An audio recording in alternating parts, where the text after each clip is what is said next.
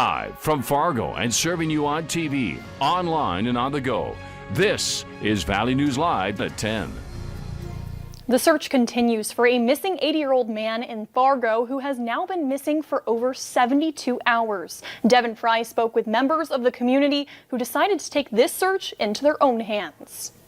We need to just keep a watchful eye and an open heart and keep the faith alive and keep looking for him. The disappearance of Robert McKinnon has left many in the Fargo-Moorhead area stunned. The 80-year-old has not been seen since Thursday, October 1st, after walking away from a memory care facility. Police and rescue teams have been searching the area around the facility ever since he was reported missing, but so far, nothing has turned up. Fargo police have urged people to keep their eyes open for McKinnon, but some members of the community have taken the extra step of going out and actively searching for him themselves. You know, I live pretty close to this area, of where he went missing. So I just decided, I can walk into this area here really quick just to take a look around.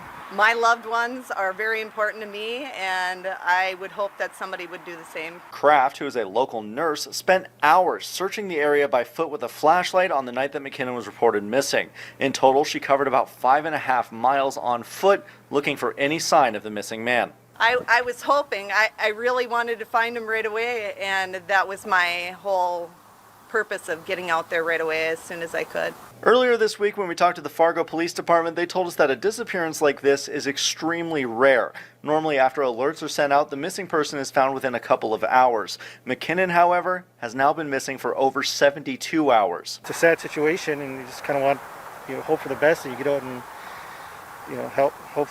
hopefully you can find this guy. Hopes remain high from members of the FM community and those searching for him that McKinnon will be found safe. People should definitely, just get out and look around in your area. It doesn't take too long to just walk, around your house. I hope he's somewhere safe, and I have faith that we still can find him. Reporting from Fargo, Devin Fry, Valley News Live. There was a water rescue team checking around the area near that facility today, but so far still no update on the search for McKinnon. If you have any information, please call 701-241-5777. Officials are searching for a missing woman out of Hillsboro. 39-year-old Lisa Erstead was reported missing Saturday morning. Officials say she was last seen leaving her home in Hillsboro on the Ring doorbell camera just before midnight on September 30th. She was wearing a black jacket, blue jeans, and carrying a brown purse. Erstead is 5'4", 125 pounds, with straight brown shoulder-length hair and brown eyes. Anyone with any information is asked to call the Trail County Sheriff's Department at 701-636-4510. As the wildfires continue to rage in Northern California, North Dakota Forest Service crews have been called upon to help.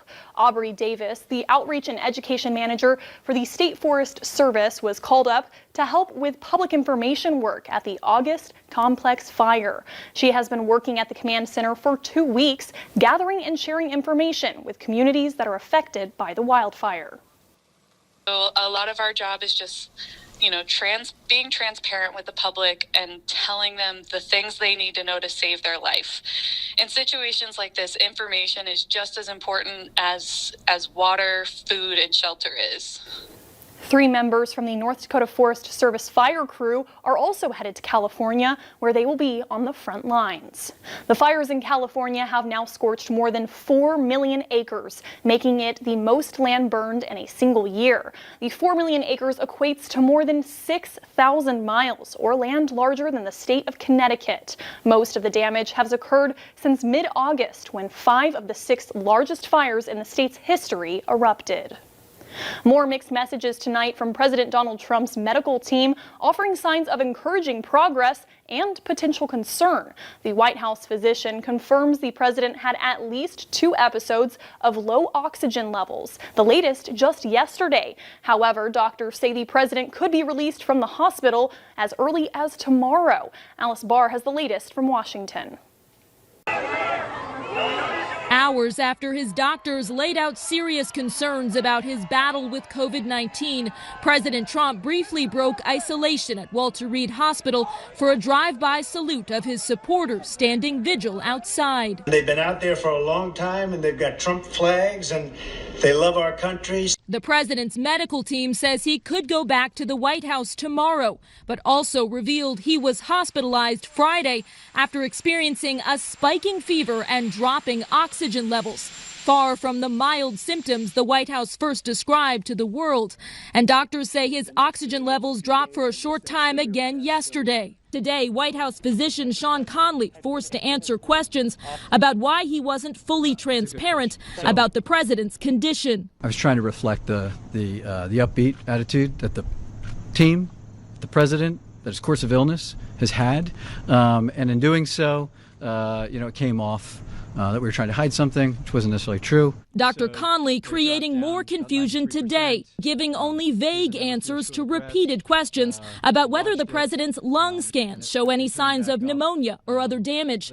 The doctors did reveal President Trump is now taking a steroid called dexamethasone. It's used to treat lung inflammation. The dexamethasone actually increases my concern about the severity of disease that he has compared to what it was on Friday and Saturdays. The White House trying to portray a commander-in-chief who's still very much on the job, even as he fights COVID-19.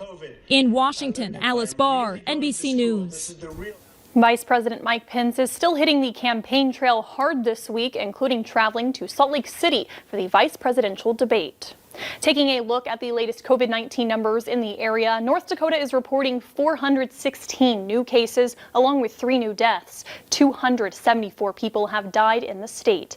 In Minnesota, the state reports 1,048 new cases, along with 7 new deaths, bringing the death toll to 2,080.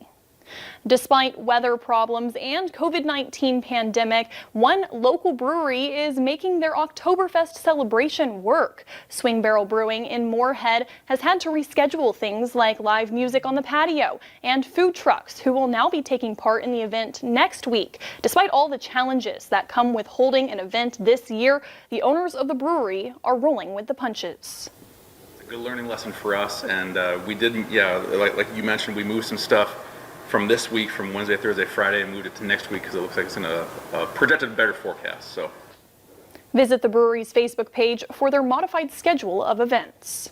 Still ahead tonight, a robot is joining the fleet and helping NFL football teams disinfect. But first, Summer Schnellbach will have a look at your weather for your work week.